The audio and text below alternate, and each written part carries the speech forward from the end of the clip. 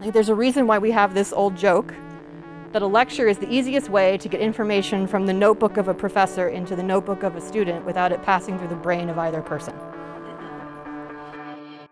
Because people do actually learn better when they're solving problems. Community-engaged learning posits a disruption in the notion of where one can learn and what value that learning has. One can learn not just in a classroom from a sanctified expert like myself, but one can learn on the street and in an organization, in a housing complex, in a playground, wherever, but you learn from people whose lives and work and struggle takes place in those spaces every day.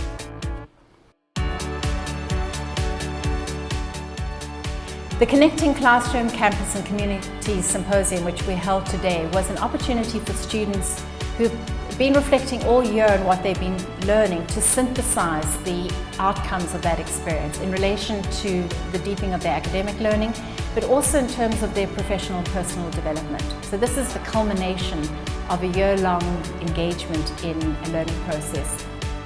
All the students presenting were placed with community organisations that address social needs through service delivery, advocacy, activism and so on.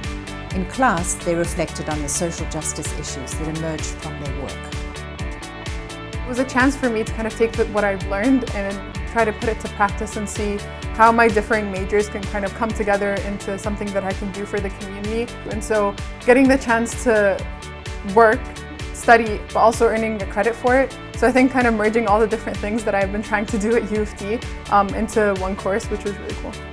I was hoping to take what I was learning in class and kind of test it to see if it's actually applicable in the real world and to see if what my professors were saying was actually right. You'll be surprised how you'll find yourself reading more than you should because you get to talk about your identity and who you are when in most classes you're just talking about knowledge that you're supposed to separate yourself from.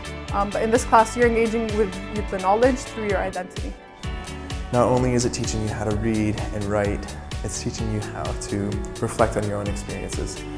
From a purely academic and purely lecture style class experience, you will be critical of the authors and you'll be critical of their writing and critical of their ideas. But when you're critical of your own experiences that you have, you are learning to not only be critical of yourself and critical of others, but critical of the world around you. With these community-engaged courses, you gain that inside perspective, you gain that inside point of view, and that makes it more of an embodied knowledge. And I think when you have embodied knowledge, is that what makes you even more passionate about it, it attaches you to it even more. So even though it was extremely hard work and it took up so much of my time and my energy, it was so worth it because it became part of myself in a lot of ways and so part of my growth and part of where I see myself going in my life.